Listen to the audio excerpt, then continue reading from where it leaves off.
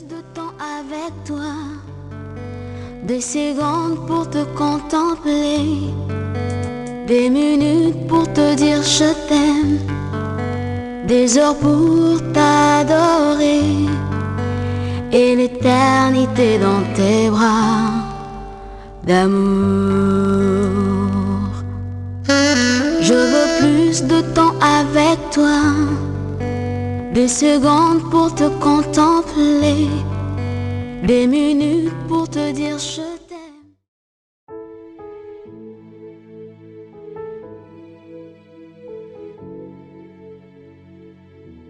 Proverbe 3.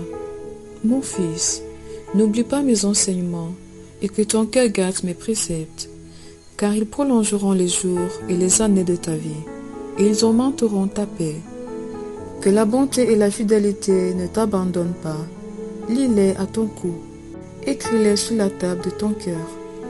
Tu acquerras ainsi de la grâce et une raison saine aux yeux de Dieu et des hommes. Confie-toi en l'Éternel de tout ton cœur et ne t'appuie pas sur ta sagesse. Reconnais-le dans toutes tes voies et il aplanira tes sentiers. Ne sois point sage à tes propres yeux. Crains l'Éternel et détourne-toi du mal. Ce sera la santé dans... Ne sois point sage à tes propres yeux. Crains l'Éternel et détourne-toi du mal. Ce sera la santé pour tes muscles et un rafraîchissement pour tes os. Honore l'Éternel avec tes biens et avec les prémices de tout ton revenu. Alors tes greniers seront remplis d'abondance et tes cuves regorgeront de mou. Mon fils, ne méprise pas la correction de l'Éternel et ne t'effraie point de ses châtiments. Car l'Éternel châtie celui qu'il aime, comme un père l'enfant qu'il chérit. Heureux l'homme qui a trouvé la sagesse et l'homme qui possède de l'intelligence. Car le grain qu'elle procure est préférable à celui de l'argent, et le profit qu'on en tire vaut mieux que l'or. Elle est plus précieuse que les perles, elle a plus de valeur que tous les objets de prix. Dans sa droite est une longue vie, dans sa gauche la richesse et la gloire. Ses voies sont des voies agréables, et tous ses sentiers sont paisibles. Elle est un arbre de vie pour ceux qui la saisissent, et ceux qui la possèdent sont heureux. C'est par la sagesse que l'Éternel a fondé la terre, c'est par l'intelligence qu'il a affermi les cieux. C'est par sa science que les abîmes se sont ouverts et que les nuages distillent la rosée. Mon fils, que ces enseignements ne s'éloignent pas de tes yeux, garde la sagesse et la réflexion. Elles seront la vie de ton âme et l'ornement de ton cou. Alors tu marcheras avec assurance dans ton chemin et ton pied ne heurtera pas. Si tu te couches, tu seras sans crainte, et quand tu seras couché, ton sommeil sera doux.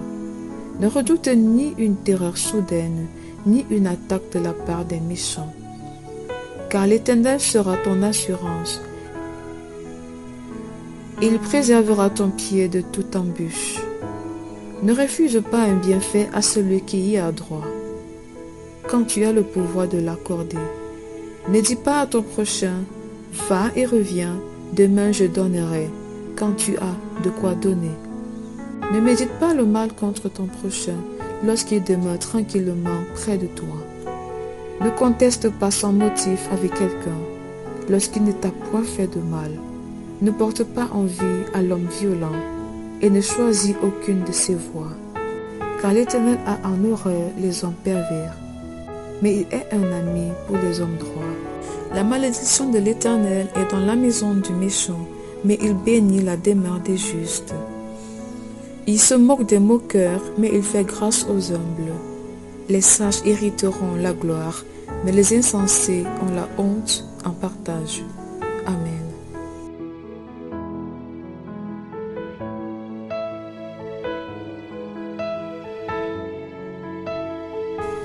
Évangile de Jésus-Christ selon Matthieu, chapitre 5.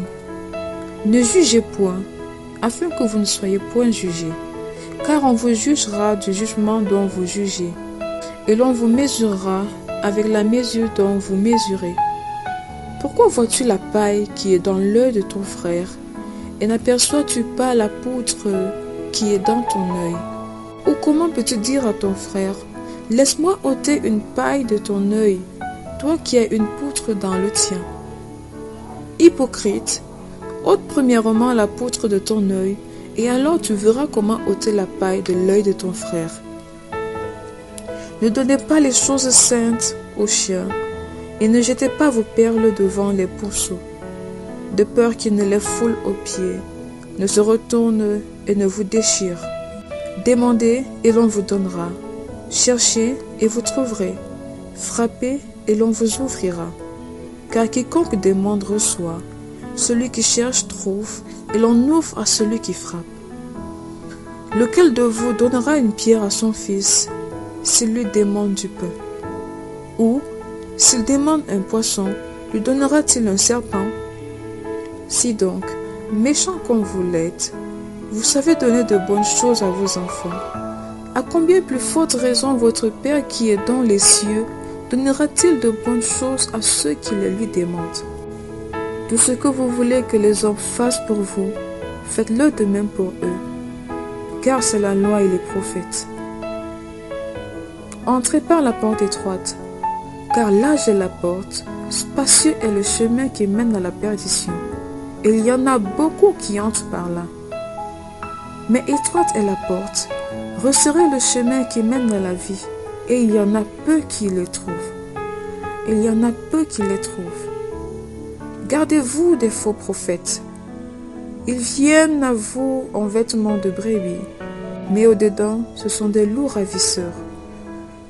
Vous les connaîtrez à leurs fruits. Cueille-t-on des raisins sur des épines, ou des figues sur des chardons? Tout bon arbre porte de bons fruits, mais les mauvais arbres portent de mauvais fruits.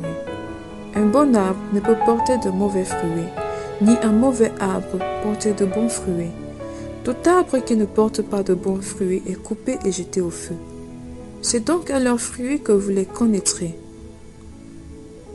Ceux qui me disent « Seigneur, Seigneur » n'entreront pas tous dans le royaume des cieux, mais celui-là seul qui fait la volonté de mon Père qui est dans les cieux. Plusieurs me diront en ce jour-là, « Seigneur, Seigneur, n'avons-nous pas prophétisé par ton nom? N'avons-nous pas chassé des démons par ton nom? Et n'avons-nous pas fait beaucoup de miracles par ton nom? » Alors je leur dirai ouvertement, « Je ne vous ai jamais connus. Retirez-vous de moi, vous qui commettez l'iniquité. » C'est pourquoi quiconque entend des paroles que je dis et les met en pratique sera semblable à un homme prudent qui a bâti sa maison sur le roc. La pluie est tombée, les torrents sont venus, les vents ont soufflé et se sont jetés contre cette maison. Elle n'est point tombée parce qu'elle était fondée sur le roc. Mais quiconque entend ces paroles que je dis et ne les met pas en pratique sera semblable à un homme insensé qui a bâti sa maison sur le sable. La pluie est tombée, les torrents sont venus, les vents ont soufflé et ont battu cette maison. Elle est tombée et sa ruine a été grande. Après que Jésus eut achevé ses discours, la foule fut frappée de sa doctrine, car il enseignait comme ayant autorité et non comme leurs scribes. Matthieu chapitre 8. Lorsque Jésus fut descendu de la montagne, une grande foule le suivit.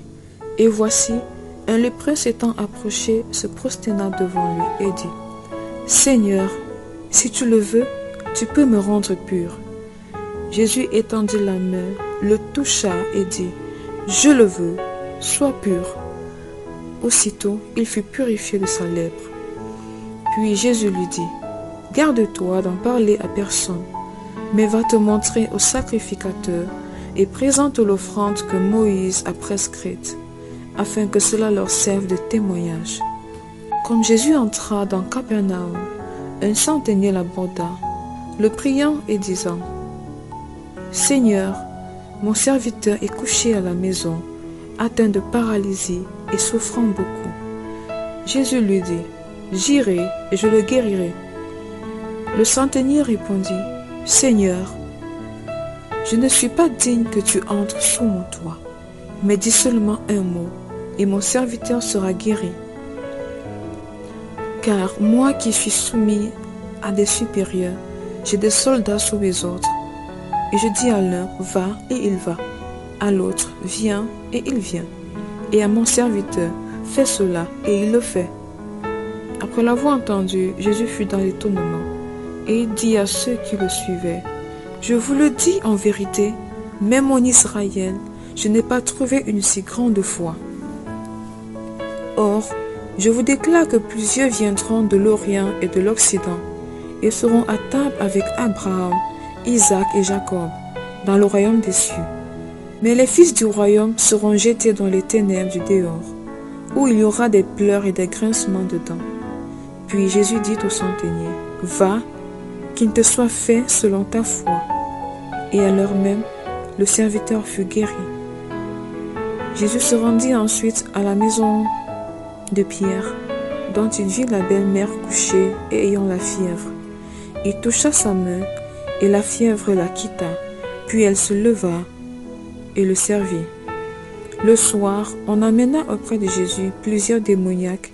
Il chassa les esprits par sa parole, et il guérit tous les malades, afin que s'accomplisse ce qui avait été annoncé par Ésaïe, le prophète. Il a pris nos infirmités, et il s'est chargé de nos maladies. Jésus, voyant une grande foule autour de lui, donna l'ordre de passer à l'autre bord. Un scribe s'approcha et lui dit, « Maître, je te suivrai partout où tu iras. » Jésus lui répondit, « Les renards ont des tanières, et les oiseaux du ciel ont des nids, mais le Fils de l'homme n'a pas où reposer sa tête. » Un autre d'entre les disciples lui dit, « Seigneur, permets-moi d'aller d'abord ensevelir mon Père. » Mais Jésus lui répondit, « Suis-moi, et laisse les morts ensevelir leurs morts. » Il monta dans la barque, et ses disciples le suivirent.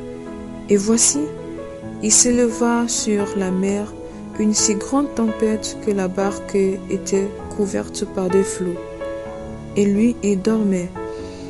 Les disciples s'étant approchés, le réveillèrent et dirent, « Seigneur, sauve-nous, nous périssons. » Il leur dit, « Pourquoi avez-vous peur, gens de peu de foi ?» Alors il se leva, menaça les vents et la mer, et il y eut un grand calme. Ces hommes furent saisis d'étonnement. « Quel est celui-ci, disait-il, à qui obéissent même les vents et la mer ?» Lorsqu'il fut à l'autre bord, dans le pays des Gadarénéens, deux démoniaques sortant des sépulcres vinrent au-devant de lui. Ils étaient si furieux que personne n'osait passer par là. Et voici, ils s'écrièrent, « Qu'y a-t-il entre nous et toi, Fils de Dieu? Es-tu venu ici pour nous tourmenter avant le temps ?» Et il y avait loin d'eux un grand troupeau de pourceaux qui paissaient. Les démons priaient Jésus, disant, « Si tu nous chasses, envoie-nous dans ce troupeau de pourceaux. » Et il leur dit, « Allez !» Et ils sortirent et entrèrent dans les pourceaux. Et voici, tout le troupeau se précipita des pentes escarpées dans la mer, et ils périrent dans les eaux. Ceux qui les faisaient paître s'enfuirent et allèrent dans la ville raconter tout ce qui s'était passé et ce qui était arrivé aux démoniaques. Alors toute la ville sortit à la rencontre de Jésus, et dès qu'ils le virent, ils le supplièrent de quitter leur territoire.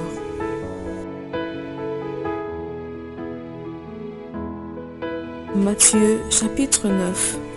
Jésus, étant monté dans une barque, traversa la mer et alla dans sa ville. Et voici, on lui amena un paralytique couché sur un lit. Jésus, voyant leur foi, dit au paralytique, « Prends courage, mon enfant, tes péchés te sont pardonnés. » Sur quoi, quelques scribes dirent au-dedans d'eux, « Cet homme blasphème. » Et Jésus, connaissant leurs pensées, dit, « Pourquoi avez-vous de mauvaises pensées dans vos cœurs? Car lequel est le plus aisé de dire, « Tes péchés sont pardonnés » ou de dire, « Lève-toi et marche ?» Or, afin que vous sachiez que le Fils de l'homme a sur la terre le pouvoir de pardonner les péchés.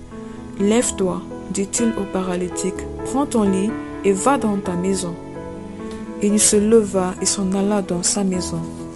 Quand la foule vit cela, elle fut saisie de crainte et elle glorifia Dieu qui a donné aux hommes un tel pouvoir.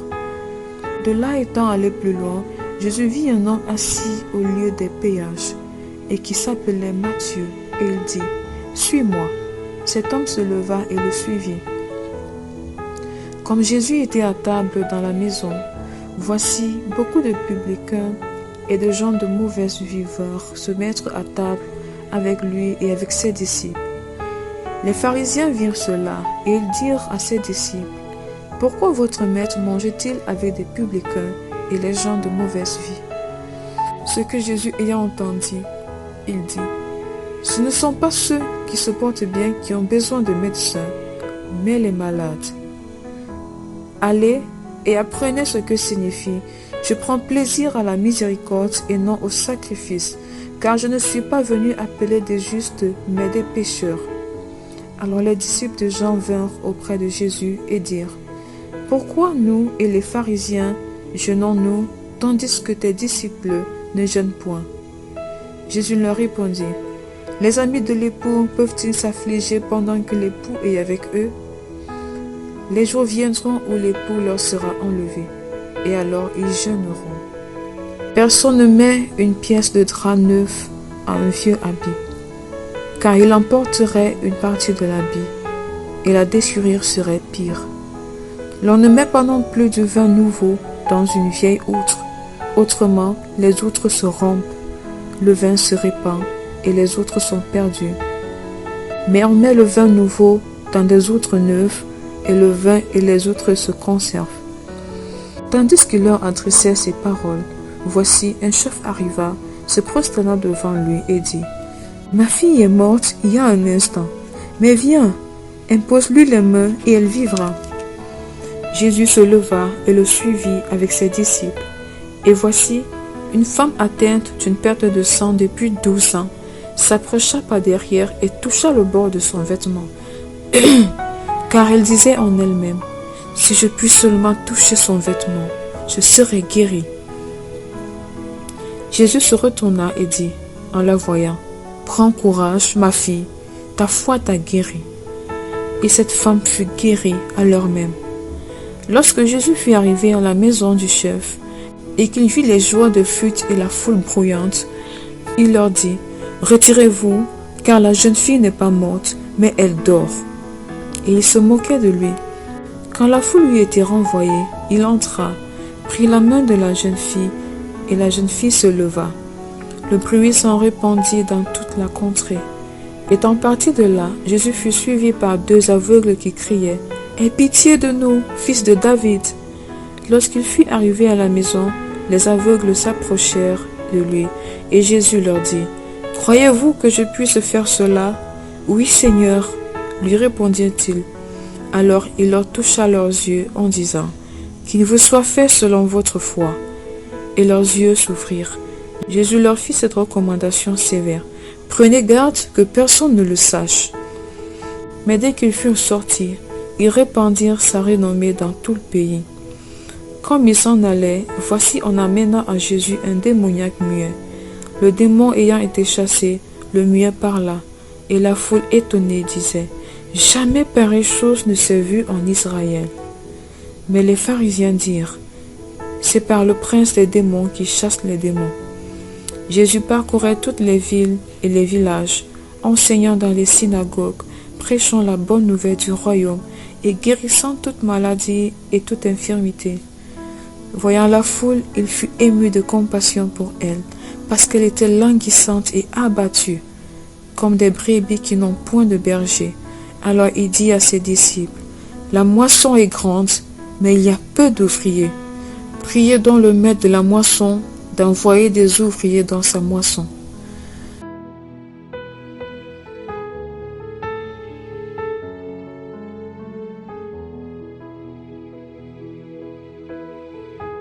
Psaume 69. Au chef des chantres, sur les listes de David. Sauve-moi, ô Dieu, car les eaux menacent ma vie. J'enfonce dans la boue sans pouvoir me tenir. Je suis tombé dans un gouffre et les eaux m'inondent. Je m'épuise à crier, mon gosier se dessèche, mes yeux se consument, tandis que je regarde vers mon Dieu. Ils sont plus nombreux que les cheveux de ma tête, ceux qui me haïssent sans cause. Ils sont puissants, ceux qui veulent me perdre, qui sont à tort mes ennemis. Ce que je n'ai pas dérobé, il faut que je le restitue. Ô Dieu, tu connais ma folie, et mes fautes ne te sont point cachées. Que ceux qui espèrent en toi ne soient pas confus à cause de moi. Seigneur, Éternel des armées, que ceux qui te cherchent ne soient pas dans la honte à cause de moi, Dieu d'Israël. Car c'est pour toi que je porte l'opprobre, que la honte couvre mon visage.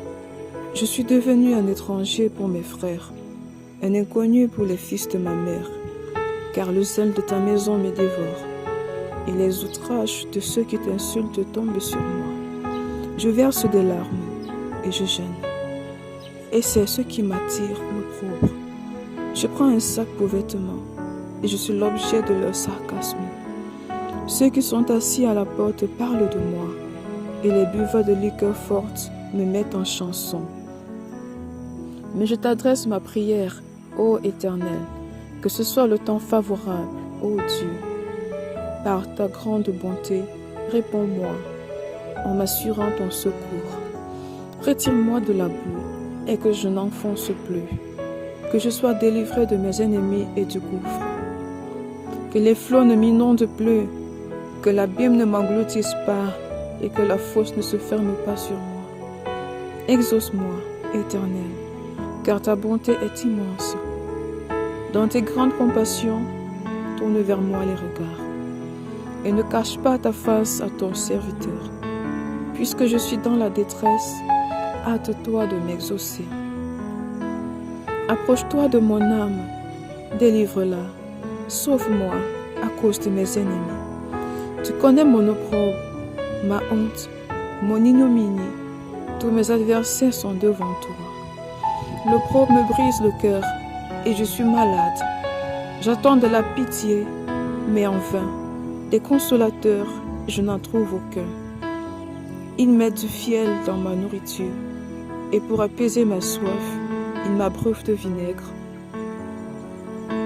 Que leur table soit pour eux un piège et un filet au sein de leur sécurité.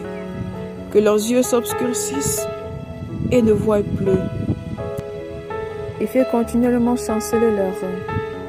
Répands sur eux ta colère et que ton ardente fureur les atteigne. Que leur demeure soit dévastée, qu'il n'y ait plus d'habitants dans leurs tentes. Car ils persécutent celui que tu frappes. Ils racontent les souffrances de ceux que tu blesses. Ajoute des iniquités à leurs iniquités et qu'ils n'aient point part à ta miséricorde.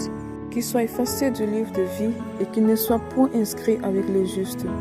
Moi, je suis malheureux et souffrant. Ô Dieu, que ton secours me relève. Je célébrerai le nom de Dieu par des cantiques et je l'exalterai par des louanges. Cela est agréable à l'Éternel, plus qu'un taureau avec des cornes et des sabots. Les malheureux le voient et se réjouissent, vous qui cherchez Dieu, que votre cœur vive. Car l'Éternel écoute les pauvres et il ne méprise point ses captifs. Que les cieux et la terre le célèbrent, les mers et tout ce qui s'y meut. Car Dieu sauvera Sion et bâtira les villes de Juda. On s'y établira et l'on en prendra possession. La possession de ses serviteurs en fera son héritage, et ceux qui aiment son nom y auront leur demeure.